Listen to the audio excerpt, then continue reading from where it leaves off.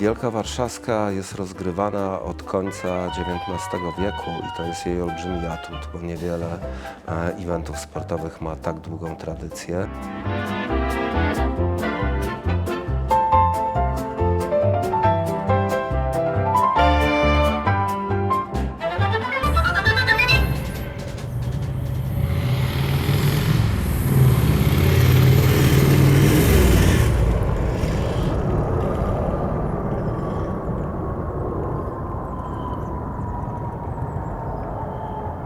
Dzień dobry, Basiu. Cześć Marku, witaj.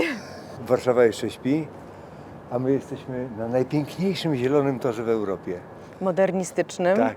rozległym, Cudowny. położonym w sercu miasta, między Mokotowem i Ursynowem. Enklawa, gdzie za murem jest całe miasteczko. Polacy znają Cię jako aktora telewizyjnego, teatralnego, filmowego, ale mniej osób wie, że jesteś trenerem jeździectwa. Co akurat w wyścigach konnych Cię urzekło? Zobaczyłem ten obiekt i to miejsce w ogóle w 1968 roku, jak przyjechałem do Warszawy i wiedziałem, że stąd nic mnie już nie wyrwie. Że ja tu muszę być z tym związany. I byłem, jeździłem tutaj. Zajrzymy teraz może do stajni. stajni. Chodźmy. Tak, zapraszam. Przeszliśmy właśnie przez tę magiczną furtkę, tak jak do tajemniczego ogrodu, do miasteczka wyścigowego, które jest enklawą absolutną. A tu mamy przed sobą trenera Krzysztofa Ziemiańskiego. Dzień dobry. Dzień dobry, trenerze. Dzień dobry. Dzień dobry, cześć. To już jest taka grupa, która kończy dzisiejszy poranek, jeżeli chodzi o pracę. Kasztan, który w tej chwili do nas się zbliża, to jest derbista Chestnut Rocket. Jeden z faworytów na Wielką Warszawską, który w tym roku wygrał derby i ustanowił nowy rekord toru. No, pozostałe konie też będą startowały w innych gonitwach, bo to są takie konie, mówię, sama elita mojej stajni i te konie myślę, że będą bardzo widoczne w tym dniu. W pewnym momencie chciałem co innego w życiu robić, ale cały czas coś mnie tu ciągnęło i podobnie jak mój dziadek, tak jak i mój ojciec. Co prawda oni zanim zaczęli trenować konie, to byli dżokejami. Ja też zatoczyłem wielkie koło, bo cały czas gdzieś podświadomie o tych koniach myślałem i w końcu wróciłem na wyścigi, mimo tego, że skończyłem techniczną uczelnię, a później dopiero zacząłem studiować zootechnikę.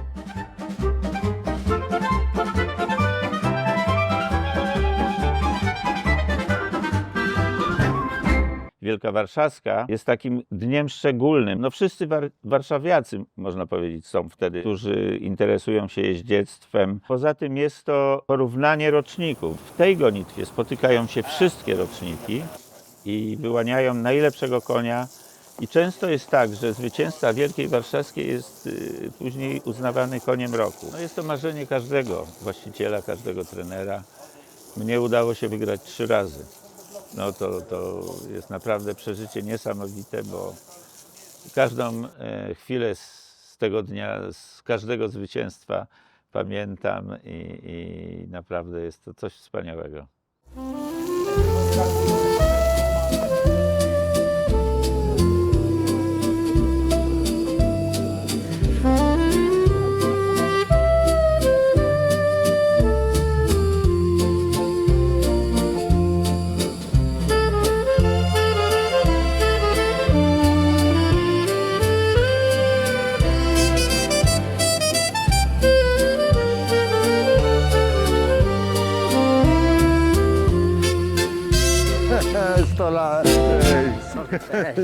Stajnia państwa Kozłowskich. Również bardzo słynna rodzina wyścigowa z tradycjami. I powiemy zaraz o Wielkiej Warszawskiej, bo to już za tydzień. Tam w tle na pewno chodzą uczestnicy. Tak, chodzą tak, obydwa konie, które wezmą udział w Wielkiej Warszawskiej, Bolt i Jolly Jumper. Dlaczego ta Wielka Warszawska jest taka niezwykła? Dla nas jest bardzo ważna, bo jesteśmy rodowitymi warszawiakami, więc no, dla nas jest taka szczególna ta gonitwa. Mąż tutaj, niech się pochwali, wygrał. Jako jockey wygrałem 4 razy Wielką Warszawską, a jako trener udało mi się raz wygrać. Przeszedłeś do historii. Chodźmy tutaj, przygotowałam kilka starych zdjęć, wspomnień.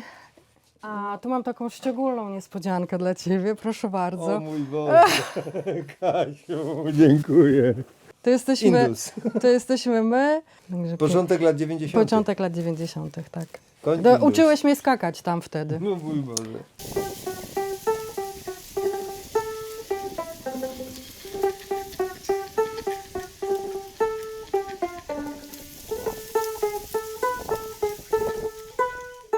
Absolutnie szczególne miejsce. Całe Dentory jest bardzo szczególne, a kulisy tym bardziej.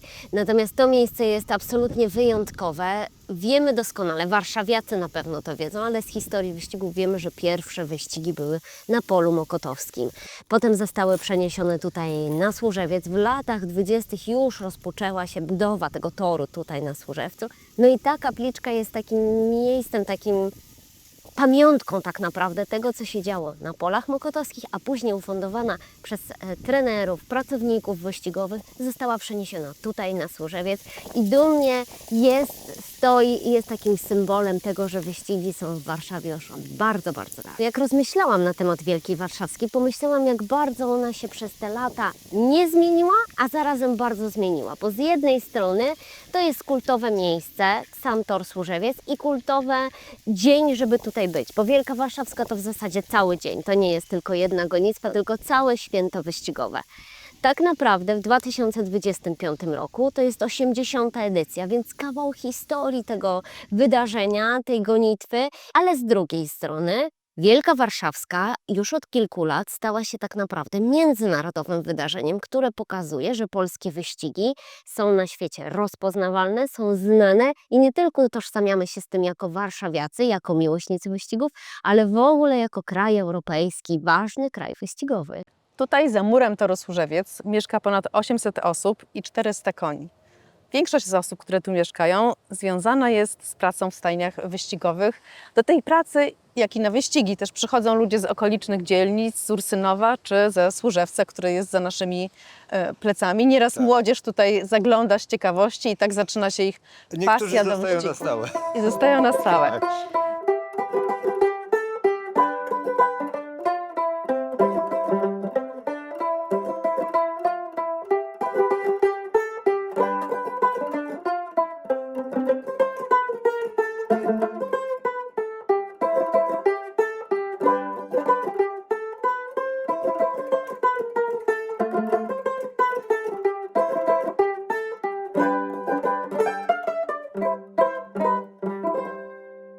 To jest właśnie tor roboczy, tak to jest nazywane tutaj i cała praca treningowa z koni odbywa się tu. Na tor zielony wychodzi się tylko na galopy, żeby co jakiś czas konie się zapoznały z podłożem, ale cała praca tutaj, dlatego że tu jest możliwe, żeby pracować nawet zimą, bo jak widać to jest tor zbronowany, jest zawsze miękki, utrzymywany w dobrym stanie. Ci ludzie tutaj znają konie bardziej niż ktokolwiek inny, bo część z nich się tu urodziła, a więc się z tymi końmi wychowują od dziecka. Później stają się jeźdźcami, potem stają się trenerami, zawodnikami, jokejami. Więc kto jak nie oni mogą znać bardziej psychikę tych koni. I to, co chciałem powiedzieć, w moim pojęciu wyścigi i to miejsce, taki typ trenowania jest najbardziej zbliżonym do warunków naturalnych dla koni, ponieważ koń to jest zwierzę stepowe, stadne i uciekające. Czyli jego istotą jest ruch, a jego sensem życia jest bycie w stadzie. Tutaj nigdy koń nie pracuje indywidualnie z człowiekiem, tylko zawsze jest grupa, więc one zawsze są razem i mają codziennie porcję takiego przewietrzenia płuc, takiego szalonego, cudownego biegu. Oczywiście tak powiedziałem, ale te konie są trenowane bardzo logicznie i nigdy codziennym treningu nie ma maksymalnych obciążeń. Jest już prawie południe, to może pójdziemy z powrotem na Zielony. hipodrom, na Tor Zielony i jasne. zobaczymy, co tam się dzieje na tydzień przed Wielką Warszawską. No to idziemy. Pierwsza Wielka Warszawska została rozegrana w 1895 roku. Autorem tej Wielkiej Warszawskiej był hrabia August Potocki na wzór Grand Prix de Paris. To była ta pierwsza wersja tej gonitwy. No a później co rok to było inaczej, ale chcę powiedzieć, że Wielka Warszawska to jest absolutny czar i urok warszawiaków. Oni tą gonitwę uwielbiają. Jak powiedział bard Warszawy, literat, satyryk Stefan Wiechecki, popularnych wiech, że w życiu warszawiaka pamięta on 3 tylko daty. Pierwsza data narodzenia pierwszego potomka, druga data powstania warszawskiego, a trzecia Wielkiej Warszawskiej. A teraz obejrzymy gonitwę.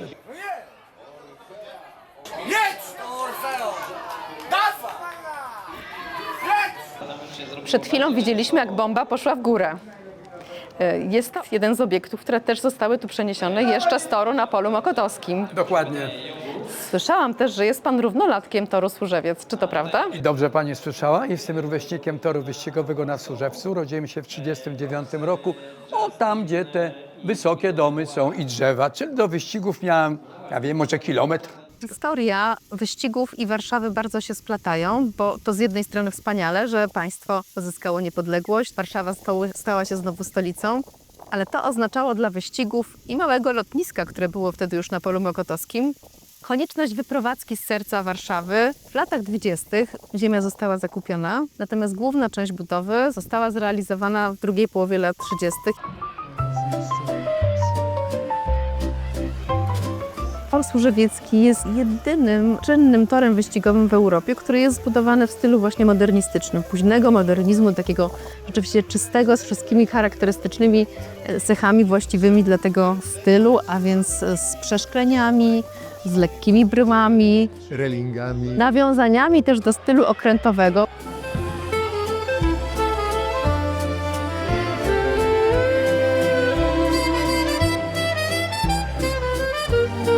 To było takie wielkie spotkanie przemieszanej ludności Warszawy i starej arystokracji, i ludzi z nizin, i robotników, wszelkiej maści środowisk.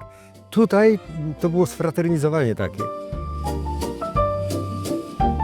W tamtych latach 70. rytm dla społeczeństwa warszawskiego wyznaczały dni wyścigowe. To była środa, sobota, niedziela. Literka W na autobusie i tłumy. Następny przystanek.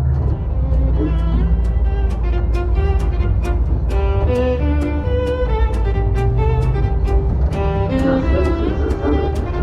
Tor Służewiec.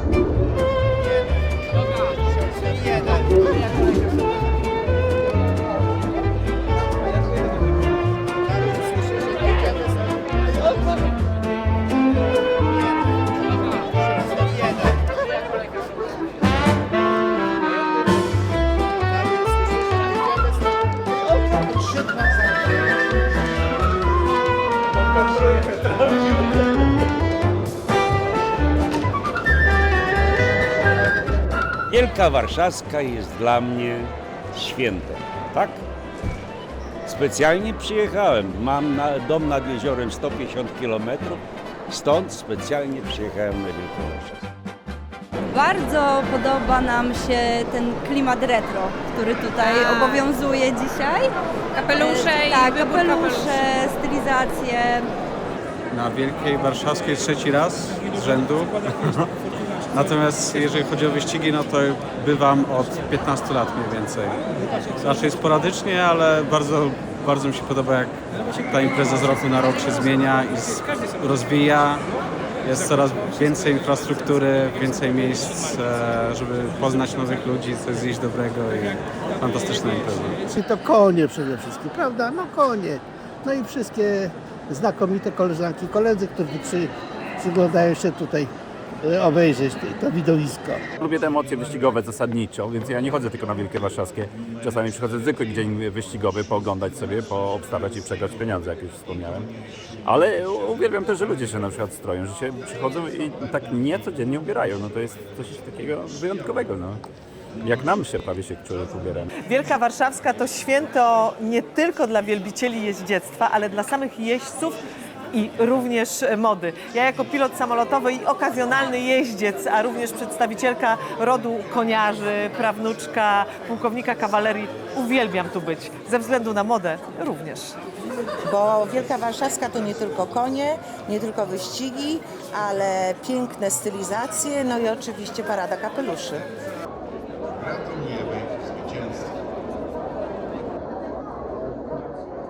Dzień dobry, dzień dobry. Przed rokiem spotykamy się Na Wielkiej Warszawskiej. Tak. Idziemy zobaczyć, co słychać na tarasie. Oczywiście. Jak trwają przygotowania do meetingu. Chodźmy. Podczas meetingu Wielkiej Warszawskiej 80. jubileuszowej maturze Służewieckiej. Przez wiele lat opisywał Pan na łamach życia Warszawy właśnie te meetingi wyścigowe tutaj na torze Służewiec. Od początku, zwłaszcza w latach 50., 60., 70., co ja tego nie wiem z autopsji, ale od opowieści, no przychodziło tu około 30 000 ludzi na Wielką Warszawską. Kiedy ja zacząłem chodzić na stałe, tak gdzieś w 1980 roku, no to trzeba było przyjechać 2 godziny wcześniej, żeby się ustawić w kolejce i kupić zakłady tripli.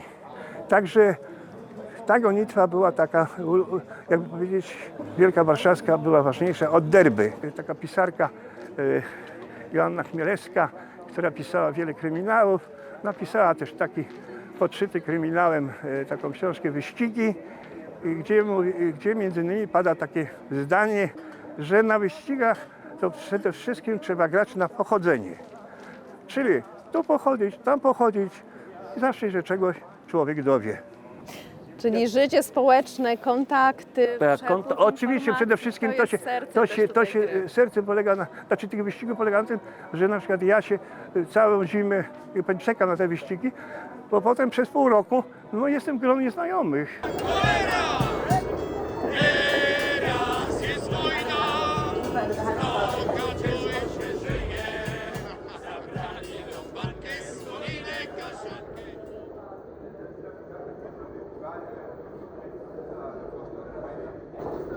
Lubimy emocje, które tutaj panują, lubimy tą elegancję, tak?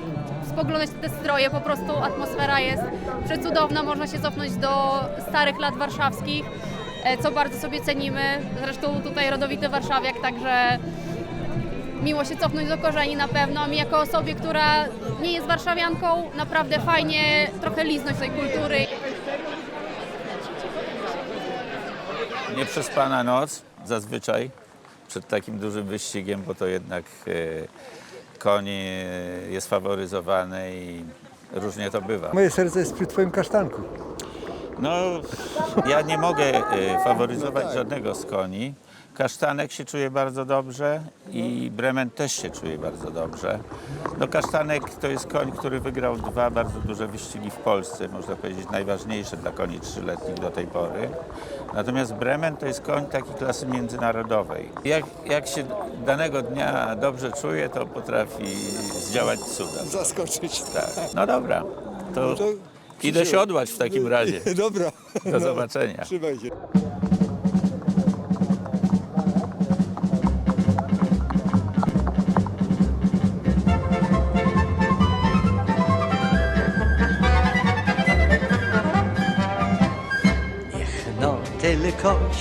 Wielka Warszawska to jest taki bardzo wyjątkowe wydarzenie. Mieszkam niedaleko, ale nie wiedziałem, co się za tym murem kryje. W pewnym momencie dzięki mojej żonie zacząłem tutaj przychodzić i stwierdziłem, że to jest nie tylko fajne, ale ważne, bo to jest takie wydarzenie, które trochę definiuje to, co to znaczy być warszawiakiem. Szamietnosa trzeba wyczuć koniunkturę. Już roztrząsa ten dylemat każdy gracz. Jak ma stawiać na ogier, czy na klacz. Ogier pięknie na maneżu biega klusa, ale dziokę wiesz... Za nami jest obraz, na którym właśnie pradziad funkcjonuje, tak jest, Władysław Lubomirski. Jeżeli chodzi o konne sporty, to nie ukrywam, że tutaj ogromne zasługi właśnie położył pradziadek Władysław, jak również jego brat. Możemy powiedzieć, który? Czwarty od lewej w cylindrze, bardzo ładnie występujący, spoglądający dokładnie na trybuny, patrzący kto ile obstawia i na jakiego konia. Natomiast pradziadek rzeczywiście był genialny, jeżeli chodzi o jego wyczucie do koni. Więc konie były kiedyś, i to właśnie w czasach zaborów, tak jak pradziadek właśnie to organizował, były też, można powiedzieć, takimi ambasadorami polskości, kiedy tej polskości nie było. I proszę sobie wyobrazić, że nawet w gazetach ówczesnych, myślę, że im to ciężko przechodziło przez usta i przez prasę drukarską, było napisane: wygrała polska stajnia księcia Lubomirskiego. Dzień dobry, panie Marku. Cześć. Pamięta pan? No ba, 30 lat temu. 30 lat Troszkę inaczej wyglądałeś. Marek, powiedzmy, umówmy się, tak sobie mówmy, dobra? Rafał, dla przypomnienia. Miło. Jeżdżę cały czas. No ja nie wiem, parę dni temu też we Wrocławiu. Siemanko, cześć. Witam. Nie, ja to przyszedłem też ze względu na wujka, bo wiem, że tutaj też dzisiaj wystawia swoje konie, także zaraz kupuję program i będę który? patrzył, co się dzieje. No nie wiem, czy nie Wielki Warszawski. Muszę zobaczyć, naprawdę szczerze. No, ale dobrze, zobacz. Dobra. 16:30 Wielka Warszawska. Tak. Wprowadza Kibuł. Jest, proszę bardzo. Jest, no. Jest. się zrobiło Raz. gęsto, jest A jest coś więcej? White Racket, jest formuła i jest tak. No jest, dwa bez ten nawet. No tak. Pięknie. No to wiadomo, co będę grał. Dwa. No Po rodzinie. ja też gram życzeniowo. Tych, co lubię, to gram tych, co lubię. No właśnie. Tak. Jolly Jumper. No tak. I bol. I bol.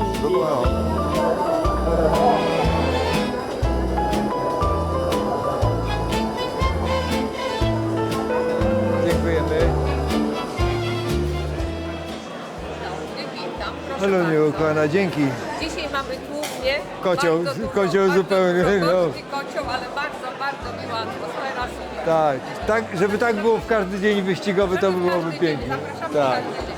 Polecamy Strogonowa, Flaki i takie różne bardzo pięknie. No. Dziękuję, żywicielko nasza. Proszę bardzo smacznego, proszę się rozgrzebać, Dziękujemy. bo dzisiaj niestety nie ma czasu na pogawerkę. No nie ma.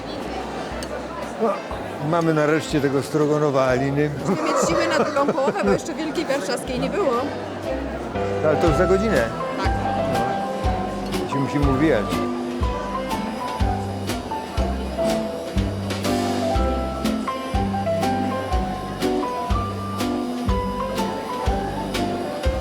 Wyścigi powinny istnieć i po prostu to powinno być podtrzymywane jako tradycja w ogóle, jako tak cały kształt, bo tutaj po prostu ludzie przychodzą nieznający się, a po 2-3 gonitwach już są przyjaciółmi, już wymieniają poglądy, a może ten koń, a może tamten koń. Prawilny warszawiak powinien chociaż raz w życiu przyjść na wyścigi, odczuć ten klimat, jaki się odbywa na Służewcu.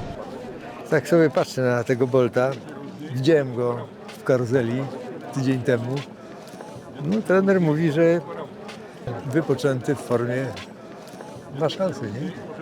Jest to koń bardzo sympatyczny po pierwsze, zbudowany poprawnie, Tak. nogi silne, potężne, korpus lekki, Tak. no i ma serce do pracy. Może... Chodzą już. Jest. Żywy, dzisiaj żywy jest. Tak. Dzisiaj jest wesoły. Podniecony, bo ogonek chodzi. Tak. No jakby się cieszył na to. Tylko mu dać pogalopować. Trójeczka, ale suchutki. Tak jest. Piękny, żywy. No. Konik malina, a nogi ma silne. Konie, przypomnę, 2 razy będą pokonywać celownik. I ruszyły. Wielka Warszawska, 80. na tym torze rozpoczęta. Chestnut Rocket znakomicie przyjął start i on teraz przewodzi stawce. Blisko jest Gelenda, blisko również Bremen. Wszystkie galopują razem.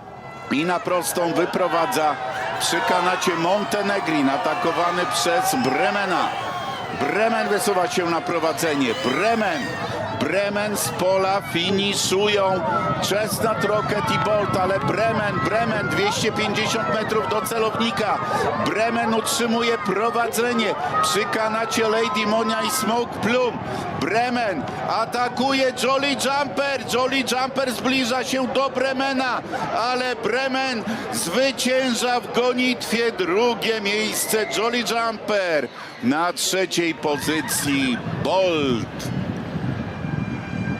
Wielką Warszawską wygrał urodzony w słynnej stadninie Kolmor w Irlandii Bremen. Własność Millennium Stad. Trenerem jest Krzysztof Ziemiański, a do zwycięstwa 4-letniego Gniadosza poprowadził Kieran Szamark. Kolejna Wielka Warszawska za nami. Powoli tor pustoszeje. To jest taki czas, kiedy ludzie się spotykają ze sobą. Bywa, że tylko raz w tym roku. Ponieważ każdy ma swoje życie, swoje pasje, zajęcia, obowiązki. Ale na ten moment, na Wielką Warszawską, zawsze wraca w to miejsce. Także ja też dzisiaj spotkałem ludzi, których nie widziałem od ostatniego roku. No i w tym momencie można już żyć następną Wielką Warszawską. I niech tak trwa.